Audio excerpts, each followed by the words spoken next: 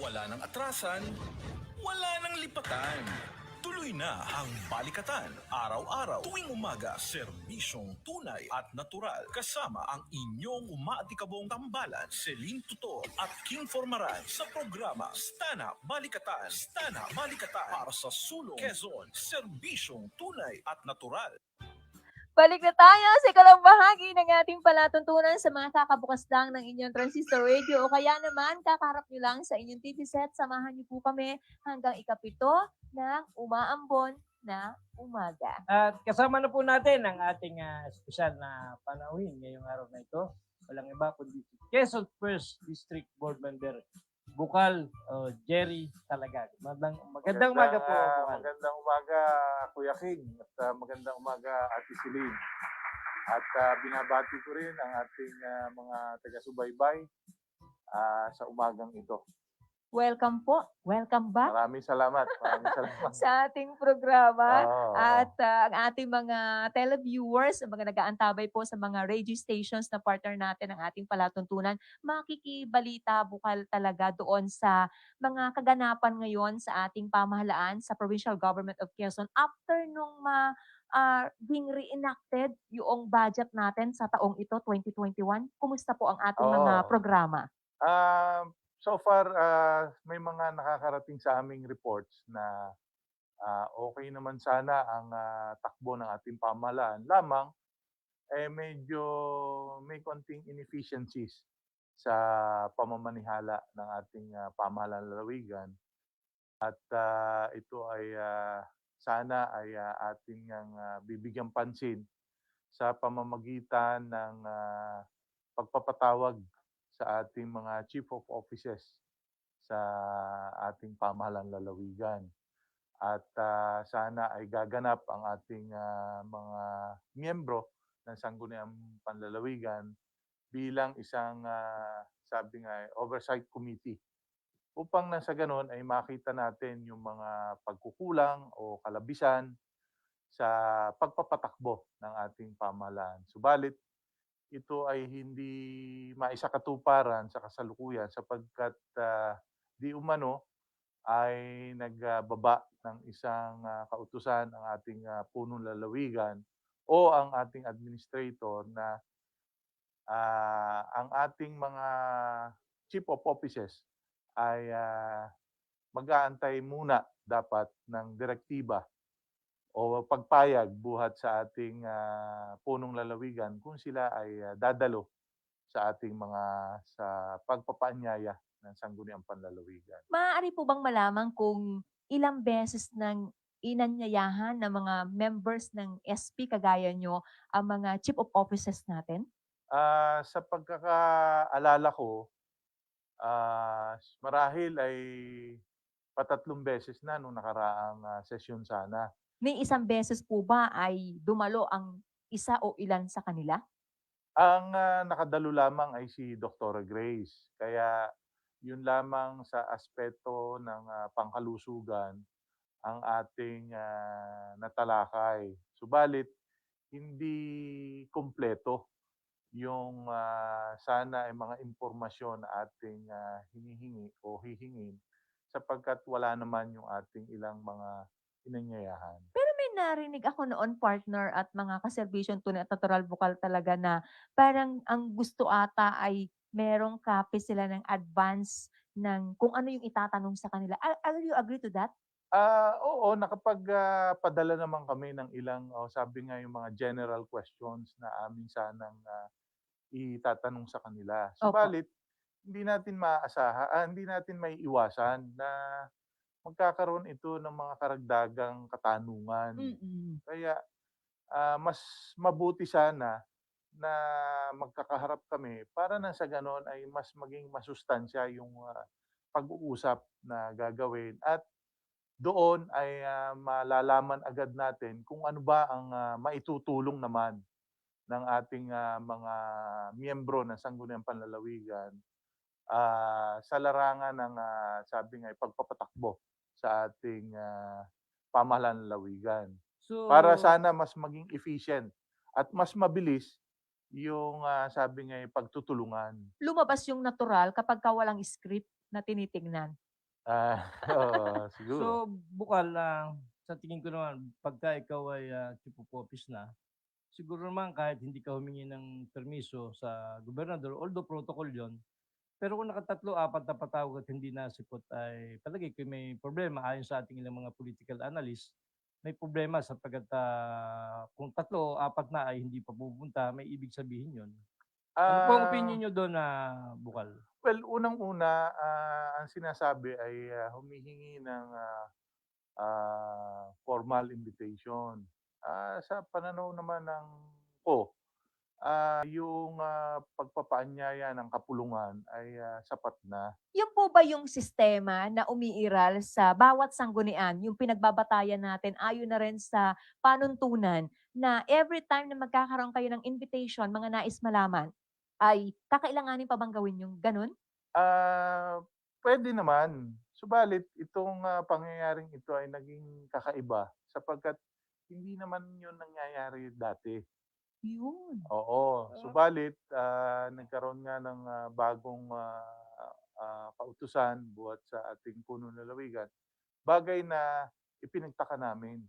Sapagkat ito na sana yung pagkakataon para sana nga magkaroon ng sabi nga paghaharap, malinaw ang mga bagay-bagay kung saan mas magiging kapaki-pakinabang sana yung mabilis na pag-aksyon o pagtugon ay, between oo. the executive and the Baka naman legislative po body. bukal, baka po kaya hindi rin makarating ang mga chief of office lalo na yung budget, treasury, admin. Baka naman ang gobernador ang wala kaya hindi makapagsabi sila. Baka po naman gano'n dahil sa siyempre nabalita nga ng gobernador ay hinang-hina na ang katawan, nagkaroon ng COVID, nagkaroon ng sakit. Hindi ko alam, hindi So, ko alam. maaaring nga gano'n na hindi nga wala rin nga masyadong makapagsabi sapagkat madalang ang appearance ng ating punong lalawigan. Ang So, alam baka po natin, gano'n ang oo, tingin hindi, ng ibang ang alam tao. natin na siya ay nagka-COVID din. Nagka-COVID Oo, talaga, pero ano? ang alam naman natin siya naman ay Naka-recover. magaling na at dumadalo na nga sa ilang mga sabi nga ay nakakapag-opisina na. At Hmm. yun nga, kagaya ng itinatanong mo Ate Celine kanina, kumusta ang ating pamahalaan lalawigan? Opo. Sa kasalukuyan, under enacted budget nga ang ating pamahalaan lalawigan at inaasahan natin na magtutuloy-tuloy lamang. Although may ilang restrictions ang ating punong ehekutibo pagdating sa paggasta ng ating pananalapi. Subalit ito ay dapat ay maging tuloy-tuloy sa kanyang sabi nga ay function. Nakakalungkot lamang sapagkat may mga nababalita tayo na nadi-delay ang sweldo ng Sahod. ating mga Nurse, kawani mga ng kawani. pamahalaan lalawigan. Mm. Kamakailan lamang ay tayo ay nagtungo sa Mauban District Hospital at doon ay direktang nabanggit ng ilang mga kawani doon sa atin na delay na delay ang kanilang sweldo. Bakit po kaya? Bakit nade-delay? Hindi Eh, may pera natin yan na naman. nga yung mga bagay na sana ay Oo. nais nating maitanong direkta sa ating local finance. Naku, sayang. Sana'y nasagot po nila 'no, at Oo, at naipaliwanag. yaan ay itatanong sana natin upang nang sa gano'n ay hindi naman laging nag-aalala ang ating mga kawani ng pamahalaan. At nabalitaan din natin na dumami ang sabi nga ay mga nagre-resign na mga nurses sa ating ospital, lalo't higit dito sa QMC, kung saan ito ay nakalugar sa lungsod ng Lucena.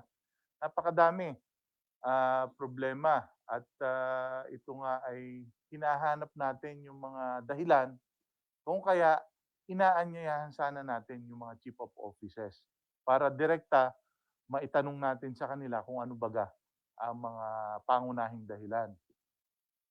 Nakarinig din tayo na ang sinasabi ay dahil daw doon sa reenacted budget kaya hindi naibigay yung ilang mga sabi nga ay benepisyo sana ng ating mga frontliners. Ay, may kaugnayan po ba Lalo talaga na yung yun? mga nurses. Opo. Ah, Nagtataka nga tayo sapagkat hindi naman ito dahil sa reenacted budget. Sapagkat under reenacted budget, tuloy-tuloy lamang ang Oo. mga sabi nga Yung pasahod. pagpapasahod, mga benepisyo na kanilang dapat itinatanggap. Lamang, nabalitaan din natin na dahil hindi nakapagbigay ng pagtataas ng sweldo ang ating pamahalaan lalawigan sa pamamagitan na rin noong hindi pag-comply ng ating pamahalaan lalawigan doon sa inilabas na DBM Circular number 2020-4. Na So, dapat based sa sinasabi niyo bukal Hmm. talaga, nagkaroon ng pagkukulang sa part nila at hindi sa miyembro ng SP. Ay hindi, oo. Nagkaroon ng pagkukulang doon sa bahagi ng pamahalaan lalawigan, sa bahagi ng ating ehekutibo sapagkat hindi nila na-comply yung hindi nila nakapag-prepare ng nasunod. maagap. Oo, Sayang dapat uli. kasi yon ay nakapag-prepare agad sila ng personal schedule o Opo. revised personal schedule para nang sa ganon ito ay sabi nga napagtibay agad. Sana hindi po pala ngayon na umaalis sa kanilang trabaho yung mga nurses na medyo dumarami na raw. Sila Well, naman pala ang Ate Celine, yung pag-alis kasi ng mga nurses, Opo. yan ay sabi nga ay matagal ng suliranin ng ating mga ospital. hindi Well, lang ngayon. Hindi lang bukal, ngayon yan. as per interview, yung iba pala kaya umaalis ay still ay casual sila or job order. Kaya umaalis, nalipat ng iba at naghahanap ng mas medyo mataas, mag-abroad, pupunta sa privado. Kaya po pala umaalis yung iba. At normal naman nangyayari na ang ilang mga nurse kumukuha lang ng experience bago mag-abroad, kailangan niya. Kaya po pala yeah. umaalis. But mismong ang ospital nagsasabi na marami naman nag-a-apply. Yan, Marami totoo naman. yan.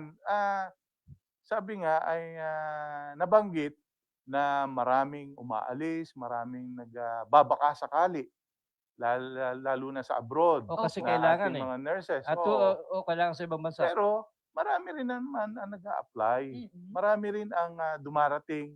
Actually, sa katunayan nga, yung iba nga, sila pa ang nagbabayad para Oo. lamang magkaroon ng experience Totoo po. doon sa ating mga ospital. Opo. Sapagkat requirements yun. Sapagkat yun ay, sabi nga, ay kailangan din nila. Hindi, tulad po ng isang pangyayari bukal, mabanggit ko lang, tulad ng bansang Israel, open na uli sila. So tatanggap na sila ng mga healthcare o medical workers o healthcare giver.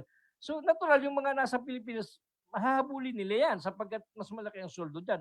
Baring hindi lang dito sa atin, sa ibang probinsya, umaalis din po ang mga nurse para mag-apply. Totoo yan. Pero Kaya, malinaw ngayon bukal talaga, pinakikinggan ko yung binanggit nyo. Ina-analyze din siguro ng ating mga viewers sa oras na ito na parang lumalabas mali yung binanggit ni Dr. Padre, ang administrator ng ating Quezon Medical Center, doon sa pagsasabi na hindi na sinisisi sa kagaya nyo, miyembro ng oo, SP, sapagkat yung mga ganyang mali, sitwasyon ngayon sa pagamutan. oo, mali yung kanyang pagkakaintindi.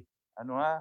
Sapagkat dapat noon pang 2020 Nag-prepare o na. nakalipas na taon, nakapag-prepare na sapagkat lumabas na nga yung DBM, memorandum o ng DBM memorandum Circular. circular. Dapat ito ay kinomply o sinunod na agad ng Mm-mm. ating pamahalaan So lalawigan. bakit po hindi agad Para nagawa? sa ganon, nakapagbigay o naihabol o naibigay yung dapat ay tinatanggap na From salary increase. grade 11 to Oo. 15. At saka hindi, automatic naman po yata ang pagkaalam ko, pag dumaan sa sanggunian, aprobahan niya sapagkat utos ng DBM yan. Abay, hindi pati ang sanggunian Mhm. kahit kailan, for the record, Opo. Yes po. hindi kailanman pumigil Oo. sa mga, sabi nga, benepisyo na kinakailangan, hindi Okay. lamang ng ating mga frontliners, ng ating mga kawani. Lahat ating ng para sa pamahalaan. kapaboran ng kawani, sigurado ako ibibigay at tutulong kayo kung yan yung Oo, kinakailangan. totoo So yan. bakit po nagkaganon? Actually, ito makikita natin at malalaman natin na noon pang 2020, naging bahagi ng privilege speech ni Bukal Romano Mm-mm. na ipaalala sa ating pamahalaan Executive. lalawigan, sa mga namumuno sa Na? ating pamahalaan lalawigan na dapat ay mag-comply na tayo, dapat sundin na natin yung sinasabi ng DBM o yung inilabas ng DBM Mm-mm. na dapat ay magkaroon na ng increase. Sabagat yan ay kaya, kung titingnan natin, kaya yan inilabas ng national government. Yan ay isa sa mga benepisyo na nais nilang ang ibigay sa ating mga Medical workers. frontliners. Kaya dapat noon pa, Starting nung nagkaroon tayo ng COVID-19. oo. So sa Ang madaling salita, problema, nagkaroon ng pagkukulang sa ating delayed sila. oo, hindi nila So, Hindi hindi na nagawa. pagtuunan ng And pansin. then, Oo. simply saying na Ito pala yung hindi magiging efficient. dahilan ng yung pag-iisip ng ating mga frontliners sa medical na umalis dun sa Oo. kanilang trabaho. Apektado ang marami, maapektuhan. So, Talagang, hindi- oo, yan ang nakakalungkot. Ibig sabihin, Maapektuhan talaga. inefficient ang governance pag ganun. Ayon sa mga analysts, naging mabagal ang reaction ng executive despite na pinaalala ni Bukal Romano, hindi agad nakagawa ng preparasyon. Kasi nga, ayon doon sa mga nag-obserba, papalabas ang pondo kaya mabagal. Kung papasok, mabilis. Yun po sinasabi. Lalabas ang pera Pero lalabas sa kapaburan nga ng kapakinabangan ng mga manggagawa Oo, natin. gamit, Ikaw lalabas. naman. Yun yung Oo. comment ng mga tao, kaya daw hindi daw pinrepare agad. Papalabas nga ang pera. Ang gusto ng gobyerno, siyempre, palagi May papasok ang pera. magagawa kaya tayo nito sa parte po ninyo, sa part ng sanggunian natin para matulungan kung kinakailangan ang iniintay na natin. executive department Oo, yan na nga yung para isang, hindi lumala yung yan na problema at nga yung- maubos ang personnel natin sa mga ospital na kailangan nga ngayon mas higit pa sila oo, sanang yan na nga, madagdagan. yan na nga Ate Celine, ang dahilan kung bakit pinagsisikapan natin na maanyayahan Patawag. itong mga, sabi nga yung mga chief Chief of of office. officers, lalo na yung local finance committee Mm-mm. ng ating pamahalaan ng lalawigan upang ito ay mapag-usapan agad. Nakakalungkot lang sapagkat sa kung anumang kadahilanan nila ay hindi sila dumadalo sa ating mga paanyaya. Sapagkat doon sa pamamagitan noon, matatanong agad natin ang ating mga dapat itanong. Ang problema Bukal palagi lang yung mga nagsasalta sa mga himpilan ng radyo, palagi nang ibinubuntong sa inyo ang sisikaw, tingkibot sa inyo isinisisi sa sanggunian dahil daw reenacted kaya walang budget, delayed ang budget. Palagi pong ganun ang ganun paulit-ulit po araw-araw na sinasabi. Hindi, Even the provincial governor, ganun po yung iniimik Oo, well, siguro dahil na limitahan natin yung kanilang kapangyarihan sa paggasta Paggasta. ng pananalapi ng pamahalaan ng Siyempre, may lalawigan. check and balance yan Oo, kaya siguro sinasabi nila yon. Pero hindi yun totoo. Maganda yung naging pahayag dyan ng ating kababayan pinagmamalaking attorney Sunny Pulgar kahapon sa mga kahapon. nanood nating kababayan doon sa role ng Sangguniang Panlalawigan members sa tamang paggasta, tamang-tama binabanggit nyo ng pananalapi ng ating probinsya. Oo, sapagkat mayroon pang nagsasabi na ito ay napupolitika raw. Actually, hindi yan napupolitika sapagkat kung ating titingnan, ang bumubuo ng mayorya ng Sangguniang Panlalawigan, kami ni Bukal Romano ay kapartido ng ating punong lalawigan noon, di ba? Nito lamang namang Webes ako nanumpa o nagpalit ng partido. Noon Ibig lamang sabihin, nakaraan. Hindi naman din nangangahulugang kahit kapartido, sunod ka lang ng sunod sa dikta. Hindi, oo. Sapagkat kung nakikita mo na kakaiba ang pamamalakad at nakikita mo na mayroong sabi nga ay hindi tama sa kanyang gagawin, dapat ito ay punahin mo. At kung ito ay pinuna mo at hindi nakikinig, dapat ay maipahayag mo at maipakita mo ang iyong pagtutol. Di ba? Kaya naman ang nangyari, para may check and balance. oo, kaya naman ang nangyari nga, kami ay napapunta sa bagong mayorya ng ating Sangguniang Panlalawigan. So burahin na natin yung sinasabi, komento ng iba na pinupolitikan nyo sila. Hindi, sapagkat nangyari naman yung sabi nga ay hindi pagkakumbinsi o hindi pagkakakumbinsi sa amin. Kami naman ay nasa sa bakuran pa at nasa sa ilalim pa ng partido ng ating punong lalawigan noong mga panahon na yon. Well, sa isang interview Bukal, for your information, although alam mo yun, palagay ko, yung interview kay Dr. Grace Santiago sa isang national radio, inamin niya na may pagkukulang kaya naging reenacted yung budget, kaya nagkabiro yung budget. Sapagkat may pagkukulang ang executive, inamin niya yun sa isang interview na kaya hindi na-aprobahan at kaya naging reenacted, ay may pagkukulang ang executive. Inamin po niya yun. Yun naman ang katotohanan. Sapagkat sa ganyang pamamaraan, yung sa proseso ng ating pamahalaan, ganyan ang para ma-utilize mo ang pondo, kinakailangan mo ito'y ipagpaalam o sabi nga, hingin mo ang pagpapayag ng sanggunian. Sa huli na lang bukal talaga, ano na lang kaya ang pwede nating maitulong at maaari pang ma-extend na help magawa para yung mga nurses nga ay magkaroon ng benepisyo na kagaya ng ating pinag-uusapan na isang malaking kapanginayangan ito para sa lahat. Oo, tama yan. Ang pangunahing, sabi nga, solusyon diyan, magkaroon ng dialogo, magkaroon ng direktang pag-uusap. Tama po. Para lang sa gano'n, yan kasing pagbibigay ng benepisyo, yan ay executive initiative. Kami naman ay taga-ayon lamang o pagpasa lamang ng mga, sabi nga, ordinansa o resolution para Kung mayroong diyan. mga idadagdag, baka sakali. Oo. So, wala sa amin yan. So, kami na nga nag-i-initiate ngayon para magkaroon ng pag-uusap Ang problema, hindi naman po nadating. Yun na nga. Ay, di sila po nagdi-delay kung gano'n. Yun ang nakikita ng mga tao Hindi, dyan. kaya nadidelay. Kaya nadidelay. Kaya nadidelay ay sapagkat hindi nga magkaroon ng pagkakataon na makapag-usap. Tapos sa inyo, ibinubuntun lagi ng sisi. Ay alam naman ng taong bayan kung Ah, anong nagiging dahilan kung bakit nadidelay ang mga ganyan. Kaugnay po nito, bibigyan namin kayo ng pagkakataon makapagbigay ng mensahe sa lahat po ng mga tumutok sa oras na ito. Bukal Jerry talaga. Ay, Nasa inyo oo, po ang pagkakataon. Muli po sa pamamagitan po ng palatuntunang ito, tayo po ay nagpapasalamat sapagkat nabibigyan ng pagkakataon ang kagaya namin upang sabi nga ay direktang masagot yung mga issues at the same time makapag-update na rin sa ating mga kababayan kung ano na ang kasalukuyang kalagayan ng ating pamahalang panlalawigan. Lalo tigit ay sa ating pong sangguniang panlalawigan.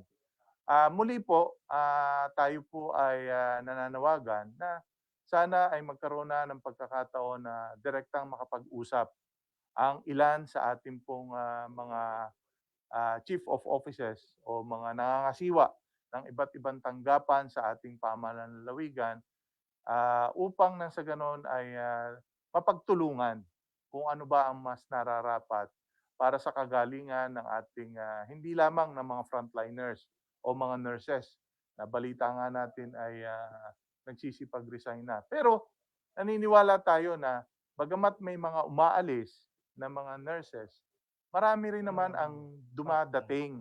Actually, nakunan ko nga ng picture yung ilan sa mga sabi nga ay pag-oath ng ating mga nurses sa harap ng ating punong lalawigan. At nakakatuwa naman sapagkat sila ay talagang desidido at sabi nga ay desidido para makapaglingkod sa ating pamahalaan ng lalawigan, lalo tigit sa ating mga ospital na pinangangasiwaan ng ating pamahalaan ng lalawigan. Mulit-muli bukal Thank you, talaga. Bukal. Kami Thank po ay you. magpapasalamat sa inyo. Muli tayo Maraming magkape salamat maya-maya po lamang. sa- Salamat po. Sa tasa na muli ating pong paglalagyan ng ating mainit na kape. Para sa mga mainit natin pag-uusapan sa mga susunod Salamat natin po. pagsasahibawit. Maraming salamat Marami po. pong salamat. Maraming salamat po.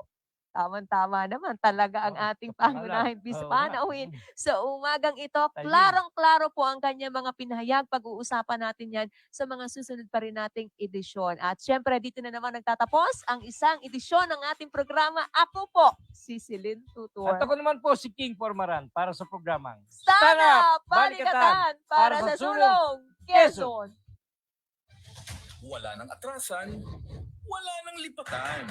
Tuloy na ang Balikatan. Araw-araw, tuwing umaga, serbisyong tunay at natural. Kasama ang inyong umaatikabong tambalan, Celine Tutor at King Formaran sa programa Stana Balikatan. Stana Balikatan para sa sulong Quezon. Serbisyong tunay at natural.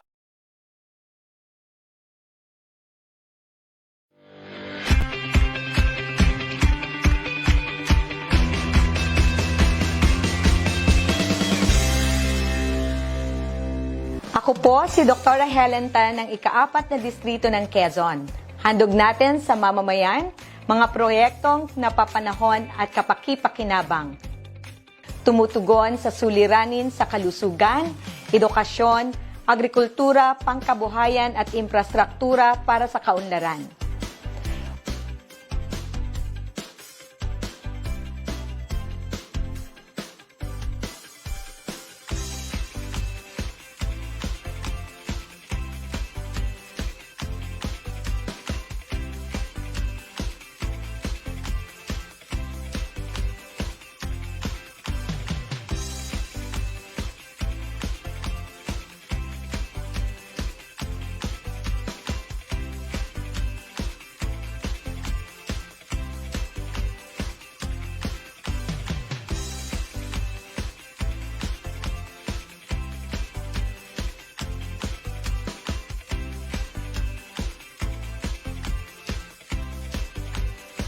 Ito po ang serbisyong tunay at natural.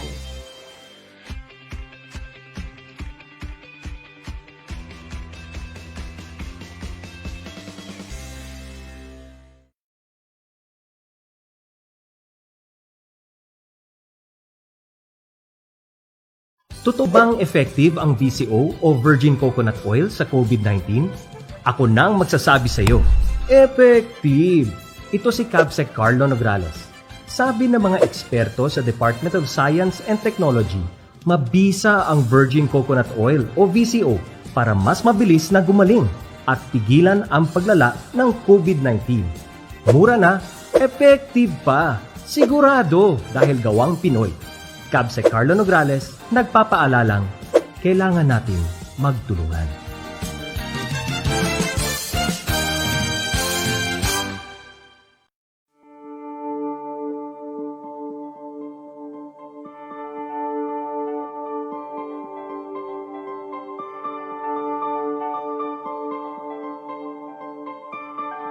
Yung aming programa para sa pagtatanim ng cacao intercropping with coconut, nagsimula yung konsepto 2014.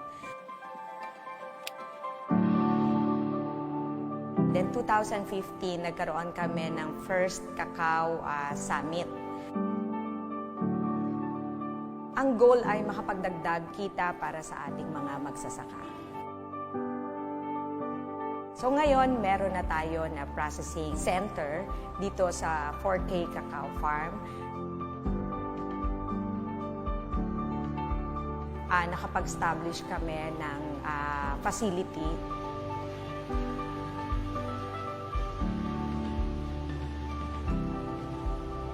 Maipakita ko sa mga magsasaka na yung sinimula namin na pangarap na magtatanim lang, kikita lang, meron tatatak doon na brand, no, na masasabi nila amin ito.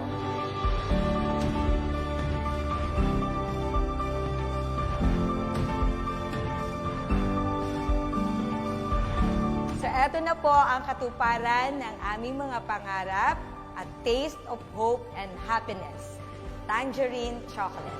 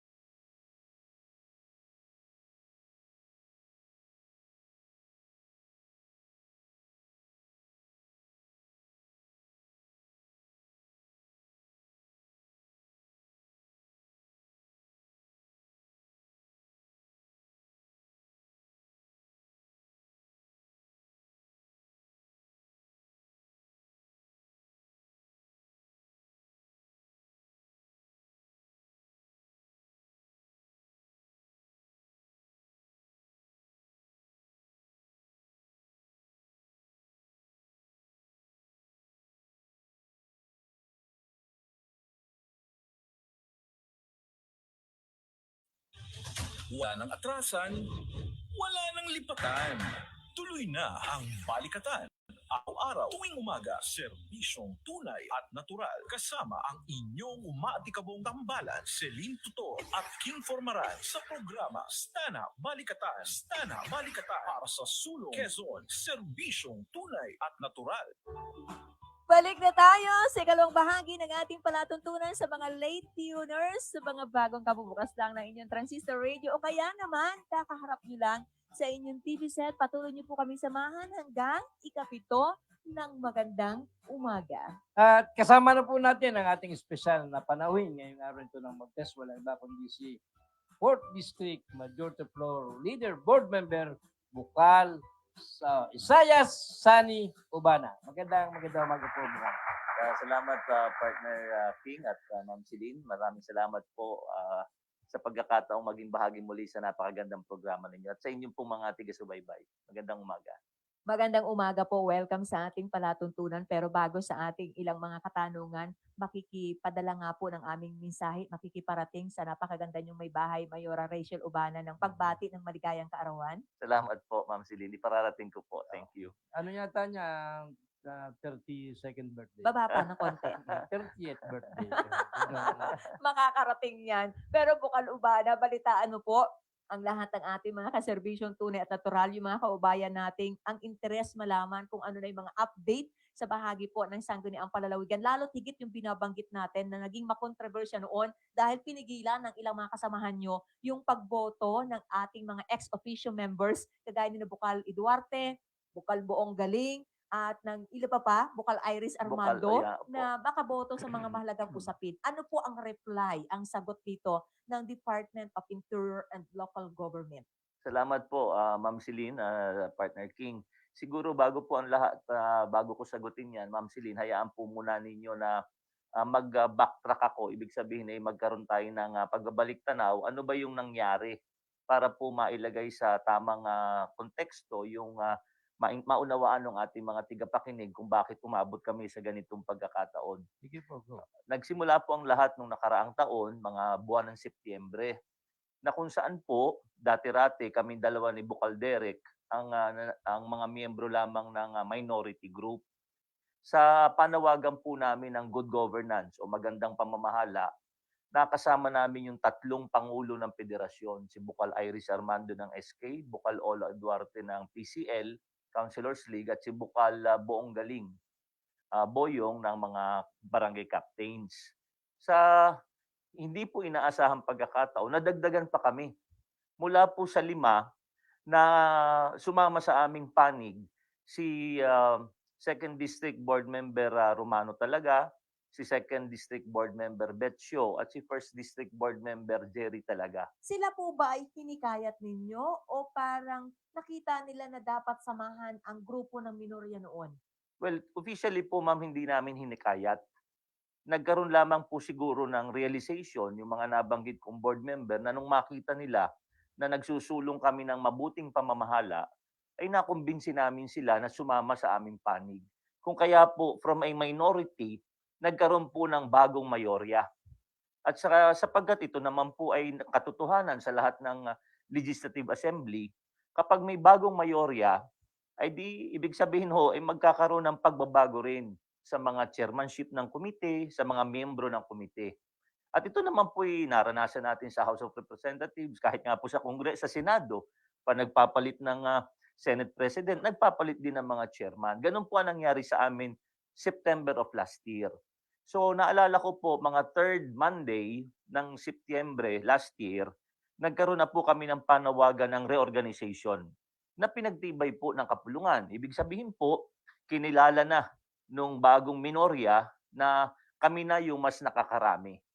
Ang problema lamang po, hindi nagkaroon ng pag-chairmanship ng pagtatalaga sapagkat karanasan po namin na kapag nagdeklara ng reorganization, nababakante na lahat ng pamunuan ng komite at sa susunod na pagpupulong, makatapos ng kaukulang konsultasyon, itinatalaga. Eh di yun nga po ang nangyari. Pagdating po ng ika-4 na Lunes ng buwan ng Setyembre noong nakaraang taon, nakatakda na po kami na magtalaga. At imumungkahi na namin. Subalit, sa araw ding iyon, ay tumayo si board member Alona Obispo at sinabi niya na meron daw siyang sulat, sinamahan daw siya ng iba pang mga bukal, katulad po ni Bukal Doraytan, Bukal Jet Suarez, na ipinarating sa DILG na kini-question nila yung aming pagtatalaga. Sapagkat di umano, sangayon sa kanila, hindi pwedeng bumoto yung tatlong pangulo ng liga na ex officio members. Ang dahilan daw po ay sapagkat ito daw po ay political question, hindi dapat naboto yun. At kami lamang mga regularly elected board members ang dapat bumoto. Ang nangyari po, hindi napagkaisahan na magtalaga ng mga chairman. Yun po ang dahilan, partner King at Ma'am Celine, na simula September of last year hanggang ngayon, wala pong chairman ng mga committee ng Sangguniang Panlalawigan ng Quezon. Bakante po lahat. Bakante po lahat. Ngayon, itatanong po ninyo, ay anong ginagawa namin kapag kami magpapasa ng isang usapin? Nangyayari po, tinutukoy namin sa lupon, tapos ay hinahayaan naming mag-lapse into law. Ang dahilan po, sabi ng Local Government Code, pag may ordinansa ang isang bayan at hindi na aksyonan ng Sangguniang Panlalawigan as the reviewing sanggunian, after 1 month, naglalapse yun into law. Opo, yun po ang nasa regulasyon. So ngayon po, ay talagang wala kaming halos nagagawa o ginagawa sapagkat wala nga pong lupon. Isa po sa naapektuhan dyan, kung maalala po ninyo, yung usapin ng budget sa taong ito. Sapagkat wala nga pong umaakto na kailangan kami ng special committee para pag-usapan yon. Yun po ang konteksto nung nakaraan. Kaya nga po, ibabalita ko, kamakailan po, nakatanggap po kami nito, Ma'am Celine. May dala nga po akong kopya at baka ako maligaw ako sa impormasyon. Ito po ay may petsang August 5, 2021, DILG Opinion Number 100 Series of 2021. At dito po, Ma'am Celine, Ano po ang sinasabi? ito po ay nagsulit si Bukal Jet Suarez noong Marso ng kahilingan o katanungan. 3 po yung tinanong niya, pero ang pangunahin po dito ay tinatanong niya kung pwede na bumoto sa reorganisasyon ng isang sanggunian yung 3 ex officio members. And the answer is? Ang sagot po na inaasahan namin ay hindi po pwede. Hindi pwedeng bumoto yung 3. Except, meron pong exception eh. Maliban anya sa isang pagkakataon. Kung ito ay sinasabi ng internal rules ng nasabing sanggunian. So, may kopya na rin po ako dito. Babalikan natin yung internal rules. Yes, ma'am. Tama po kayo, ma'am. May kopya po ako ng resolution number 2020-564. Pinagtibay po ito ng Sangguniang Panlalawigan ng Quezon noong July 10, 2020. Ito po ay bago naming internal rules sapagkat ako nga po ang dating majority leader, natanggal ako, nailagay si Bukaljet. Ito po yung pinagtibay namin. At nasasaad po dito sa pangalawang pahina. Binabanggit po dito at kung mamarapatin po ninyo, babasahin Sige po. ko. Go ahead.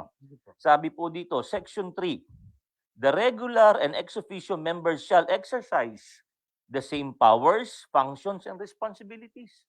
Ibig pong sabihin, Ma'am Celine, yun daw ex officio, yung 3 pangulo ng mga liga, at kaming mga regularly elected board members ay pareho ng kapangyarihan, ng gawain, at ng responsibilidad. So ibig pong sabihin, kung kami pala ay pwedeng bumoto sa reorganisasyon, di dapat pala yung mga board member na Same din. pareho po. Equal. Equal po. Tama po kayo. Ang problema po, hindi po ito isinama dito sa katanungan ni Bukal Jet Suarez sa Sangguniang Panlalawigan. Ibig pong sabihin, itong opinyon ng DILG na sinasabing hindi pwedeng bumoto ay tama kung hindi nakalagay sa internal rules. Ayun nga po siguro ang napakahalaga sa panahong ito sapagkat kailangan po ilinaw ito. Sapagkat maapektuhan po nito yung kapangyarihan, estado ng lahat ng SK President, ng lahat ng kapitan ng barangay, na hindi pala pwedeng bumoto hanggat hindi nakapaloob sa internal rules. Kaya po ito'y malaki ang implikasyon, hindi lamang po dito sa usapin ng ating probinsya, bagkus po sa buong bansa. Sapagkat sinasabi dito na ay dapat pala pag ganun, ilalagay sa internal rules para magkaroon ng parehas na karapatan at kapangyarihan yung mga pangulo ng SK, Hindi pala kapitan. automatic. Hindi Bukal. po automatic. Tama Kaugnay po po kayo. niyan, ano po ang next move na gagawin po ng grupo ng mayorya? Kaugnay po ng ating pinag-uusapan? Ay di, una po, ito pong opinyon ng DILG, sapagkat ito po isang opinyon lamang, ay kiniklaim na ho namin na tagumpay nung aming isinusulong na reorganisasyon. Sapagkat sinasabi po dito na kung nakalagay sa internal rules, tama, makatuwiran at legal yung reorganization na sinusulong namin. Ibig sabihin, ang pinalabas na opinyon ng DILG pumapabor sa inyong panig? Tama po kayo, ma'am. Pero Bukal, noon pa naman, before pa sinagpal yan, alam naman pare-pareho sa mga board members, even yung minority na, yan ang mangyayari sapagkat nasa IRP. Tama po kayo. Alam na po Alam na namin nila. ito. Ang problema, Expected na. expected na po. Ang naging suliranin lamang po dito sa opinion na ito ng DILG, hindi po kompleto yung impormasyon na sinabi. Kasi dapat po, dito sa sulat ni Bukal Jet Suarez, dapat inilagay na niya na ang tanong dapat ay, pwede bang bumoto ang mga ex-officio members sa reorganization kung ang internal rules ay nagsasabi na may kapangyarihan sila, eh para pong nakalimutan ilagay yung bahaging Bitin. yon. Parang bitin po. Parang bitin. Kung kaya po yung desisyon ng DILG ay parang sinasabi niyang questionable yung aming reorganisasyon. Pero kung nakalagay ito, ay tama ito. Pero napakaliwanag ng inyong mga binanggit kanina pa, Bukal Ubana, na nag-umpisa sa usapin ng reorganization sa hindi pagpayag ng pag-question na makaboto ang ating tatlo na pangulo ng iba't ibang mga liga. Kaya humantong sa mga ganitong napakarami pang usaping Tama kinakaharap po po. kayo. Kung ito po sana ay binigyang laya lang nila yung pagkakataon na kami mag-reorganize, ay disin sana po napakaganda ng takbo ng sanggunian. Sapagkat pag ang mga lupon po ay may kaukulan chairman, miyembro, may mga obligadong kikibo ka agad eh. So in sum up, parang sila pa yung naging cause para ma-delay, matengga ang sanggunian. Sa amin pong pananaw at sa amin pong nararanasan, Parang eh, ganun po ang tingin kung ko. hindi po sana nila tinutulan yun, Oo. sana po napaka-efficient ng sanggunian ngayon. Narong So, move. ano na yan? Amutin academic na yan. Yes sir, pero sabi nga po ni Ma'am Celine, ano ang hakbang? Sa narinig ko po at hindi naman po ito opisyal, ang narinig ko po ay babalak naman yung tatlong pangulo na magtanong sa DILG at iklaro ito. Sapagkat dapat po kasi napakalinaw. Yung po bang nakalagay sa aming internal rules ay magiging sapat na basihan para sila'y makaboto. Kasi sinasabi po dito, hindi pwedeng bumoto pero dapat nakalagay. Sa Hindi RIP. po nga nabanggit doon sa pagtatanong kung ito raw po'y sasapat itong nakalagay dito na shall exercise the same power. So ang binabalak po ng tatlong ex-officio presidents ay sila naman ang magtanong sa DILG kung itong lingwahe ng internal rules ng Sangguniang Panlalawigan ng Quezon ay sasapat upang maging exemption dito sa rule. Ito po kasing rule na ito ay lumabas dito sa legal opinion ng DILG na may petsang July 11, 2011. Nangyari po ito nung magtanong yung mga board members ng Sangguniang Panlalawigan ng Negros Oriental. Ay dahil consider. dito, Bukal Ubana, nangangahulugan po ba ito na ang mga kumitis sa Sangguniang Panlalawigan ay muling magkakaroon? Muling magpapunction?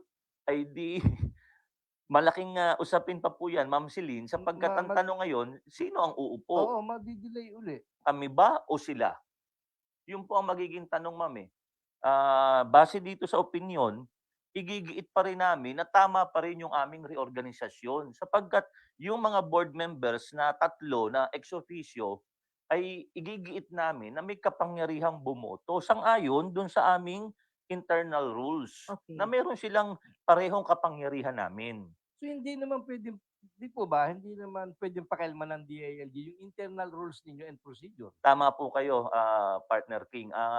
Yan po ay isang, kumbaga sa cardinal rule in Okay. local governance. Ang bawat sanggunian ay may sariling local autonomy may sarili pong kumbaga sa ano, kasarinlan Mm. na magtakda ng aming sariling alituntuning panloob. So kaya pala opinion lang ang ibinibigay ng DILG. Opo, opo. Amin pong igigiit na yung aming isinulong na reorganisasyon ay tama, Dapat siyang makatuwid at masunod. legal, na dapat pong masunod. Ngayon, kung sa kabilang panig po hindi nila kikilalanin, ay di dadako na naman po sa panibagong pagtatanong Usapin na naman panibago. na siguro po ay katulad ng nabanggit ninyo, ay magtutuloy-tuloy itong aming ganitong sitwasyon na wala na namang mga tigapangulo. Baka nga po matapos kami sa terminong ito na walang tigapangulo ang mga lupon. So malinaw po na hindi naman kayo yung dahilan kung bakit hindi na-approve ang ating budget, kundi kung ating babalikan ay merong mga usaping kinakailangan talaga munang iresolba. Tama po kayo. Kung hindi po sana umabot sa ganitong sitwasyon, yung po sanang dating chairman ng committee, si board member Romano talaga, at mga miyembro ng Finance and Appropriations Committee, ay dapat ay may responsibilidad na tumugon, iproseso as early as October. Sapagkat hindi nga po nila pinayagan yung aming reorganisasyon, hanggang ngayon po wala pa rin chairman yung mga lupo na yun. So tingin ko bukal on my own opinion, naging cause naging dahilan ng pagkakadali ng lahat ay yung mga request nila sa DLG niyan. Kasi yun ang nakita ko nakatingga pa rin yung mga committee, wala makagalaw. Tama po kayo. Hindi naman natin pwedeng basta gagalaw ng kung ano na hindi na ayon sa IRP ninyo, di ba? Opo. Tsaka Wala yung akong teacher opinion kung lumabas, medyo matagal-tagal. Opo, natagalan talaga pa. po kung yun po ay nagsimula nung Setyembre, lumabas po ay Agosto, di kulang-kulang 1 taon po yun. 11 buwan, to be exact. Naku po. At saka, may nagtataka ko, bakit dun sa, nung araw na yon, ang sabi niya, siya ay nag-file ng complaint, si Bukal Alona. Pero, bakit nangyari na iba po Bukal? Bakit si Bukal Jet Suarez po? Yun din po ang isa sa aming katanungan hanggang sa ngayon, Partner Okay. King, na hindi rin namin alam ang kasagutan. Kasi di umano, nung Setyembre nung nakaraang taon, tumayo at nandun nga po kayo Opo, sa opo. sesyon na yon, tumayo si Bukal Alona at siya mismo ang nagsabi na meron siyang inihaing Mhm. sulat katanungan sa DILG. Yun na nga po ang naging basihan kung ba't hindi kami natuloy sa reorganisasyon. Matagal na kayong miyembro ng Sangguniang Panlalawigan, naging punong ehekutibo ng bayan po, pinakamalaki ng Lopez Quezon. Kauna-unahang pagkakataon ba ito na kinwestiyon ang karapatan ng pagboto ng mga ex-officio members natin, kung inyo pong maalala? Ngayon lamang po, ako po ay naging board member na rin noong 2004 sa panahon ni Governor Inverga, 15 taong alkalde. At sa naalala ko po, ay ngayon lamang kinwestiyon yung karapatan. Yun nga po yung nababanggit ko, ma'am, na dapat po pangunahan ng mga ex-officio president ito sapagkat maapektuhan po yung karapatan at kapangyarihan ng lahat ng SK president ng mga bayan-bayan, barangay captain. Barangay captain. Lahat po sila kasi naupo sa mga sangguniang bayan nila. Pero, Bukal, although opinion ko rin lang kaya ka nga inihalal ng tao. Di ba? So, equal Magiging dapat. boses ka ng federasyon. Representing ka nga, representing sa mga kapitanes o sa mga SA, kaya nga ikaw inhal. Parang common sense yun na, kaya nga kami inhal na may karapatan Ngayon kami. ba ay nakita nyo na kung ano ang pangunahing dahilan ng kabilang grupo kung bakit sila pinunto yung ganitong klase ng usapin? Well, hindi ko po maisip kung ano yung partikular na dahilan maliban lamang sapagkat meron na rin po naman po silang punto de vista. Ibig sabihin po, tama sila doon sa usapin na hindi pwedeng bumoto ang mga ex-officio president sapagkat ito daw po usaping politikal. However, sa ngayon nga po dito sa desisyon ng DILG as early as 2011, meron nang nire-recognize na exception. Nag-iisang pagkakataon na pwedeng bumoto. At yun po ay kung nakapaloob sa internal rules yung kapangyarihang yun. Ang ating pong sanggunian ay very clear po. Napakalinaw. Sila po ba ay may kopya ng binabasa nyo sa umagang ito? Baka naman kanilang itanggi na wala silang sipin at hindi nila nalalaman. Ma'am Celine, sama-sama po namin pinagtibay ito. Ay kompleto po kami dito maliban sa kay Bukal Ola na nung araw pong yun ay absent pero ito po sa ayon sa katitikang ito, kumpleto kami. Resolution number 2020-564. Opo. Ito po ang amending the So- internal rules ng So, sanggunian. kaya lang Bukal, may isa pa akong tanong. Pwede mo sagutin, pwede mo rin pong hindi sagutin. Bakit naman nung mga nakaraang panahon nung hindi pa nagkakaroon ng ganyan, pag nagpapa-approve ang executive ng milyong-milyong halaga, ay hindi nila kinu-question yung mga Bukal yan, yung mga sectoral na yan. Bakit naman wala silang pag-question? Bakit naman nung nagkaroon ng usapin yan, kinu-question nila? Pero noon, pa-approve sila ng pa-approve ng milyon-milyon, wala namang ganyang usapin. Ay, tama po kayo. Yun din po ang napansin at karanasan natin. Tama po kayo. So, medyo kakaiba ito eh. Medyo Siguro- ibang usapin itong nangyaring ito Siguro ay bahagi na nagbabagong panahon. eh. Ay siguro po. Apektado rin kayo ng climate change? Opo, apektado rin po. Natitigang po, natitigang. Ma'am Ang Celine. session nyo ay patuloy na ginagawa every Friday. Yes po. Bagamat kami po ay may sesyong isinasagawa, sa ngayon po makailang sesyon namin ay online kami dahil nga po dito sa banta ng Delta Valley. Napansin ko parang palaging mainit ang ulo ni Bukal Jet Suarez. Hindi na kita hingi ng sagot. Pero napansin ko lang yun. Lagi siyang mainit ang ulo na napapansin ko lang na mainit ang ulo niya at nawawala siya sa mood. Siguro nga dahil sa ganyan mga usapin. Aalamin natin yan sa mga susunod edisyon ng ating palatuntunan. Pero Bukal Sani Ubana, marami po salamat sa oras na nilaan nyo sa ating palatuntunan. Sana po ay nabigang linaw ang kaisipan ng marami nating mga kababayan kaugnay po ng ating mga pinag-usapan sa issue pa rin sa bahagi po ng Sangguniang Palalawigan. Mensahe po para sa ating mga nakikinig sa iyong mga panalig, mga kritiko at patuloy po ng mga taga-suporta. Salamat po, Ma'am Celine. Una po sa lahat, nagpapasalamat po ako sa programang Stand Up Balikatan sa mulit-muli pong pagkakataon na ibinigay ninyo upang makapagdagdag kaalaman sa ating mga kababayan. Maganda po mga minamahal kong tigapakinig, tiga-subaybay, na patuloy po nating suriin, intindihin, unawain ang usaping ito sapagkat ito po ay nakakaapekto sa pang-araw-araw nating pamumuhay. Nakakaapekto po ito sa pamamahala ng ating probinsya at higit sa lahat po nakakaapekto ito sa usaping pangkalusugan, edukasyon at pangkabuhayan. Makakaasa po kayo na ang mayorya po ng Sangguniang Panlalawigan, mulit-muli po magpapahayag kami. Hindi po kami sagka, hindi po kami sabgabal, hindi po kami balakid sa kaunlaran ng ating probinsya. Kami po ay nananindigan lamang sa usapin ng mabuting pamamahala, naninindigan po kami sa legalidad at sana po sa dako pa roon ay patuloy na magkaisa ang ating mga pinuno ng probinsya upang higit sa lahat po mabigyan pahalaga ang kapakanan ng ating mga mamamayan. Salamat po at maraming salamat muli. Maraming salamat po. Salamat, Ganda naman ang mensahe Bukal nyo. Sani. Sana yan yung mangyari para tuloy-tuloy ang pag-unlad ng probinsya natin. Sana nga po.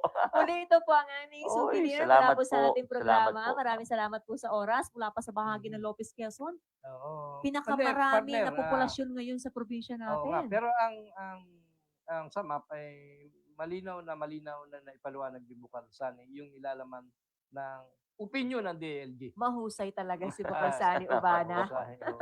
Mahusay. Mukhang marami tayong librong kakailanganin basahin para higit nating maunawaan ang kanyang mga binabanggit. Pero napakahusay po ng ating nakabalitaan. Kaya po ng dati, mag-iiwang kami ng mga mahalagang salita na magiging gabay natin sa ating araw-araw na paggawa kagaya ng sa buhay.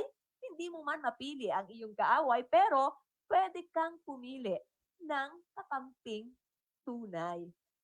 At dito na naman nagtatapos ang isang edisyon ng ating palatuntunan. Ako po, si Celine Tutor. At ako naman po si King Formaran para sa programa Stand Up! Balikatan para sa Sulong, Quezon.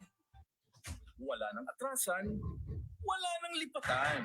Tuloy na ang Balikatan. Araw-araw, tuwing umaga, serbisyong tunay at natural. Kasama ang inyong umaatikabong tambalan, Celine Tutor at King Formaran sa programa Stana Balikatan. Stana Balikatan para sa Sulong, Quezon. Serbisyong tunay at natural.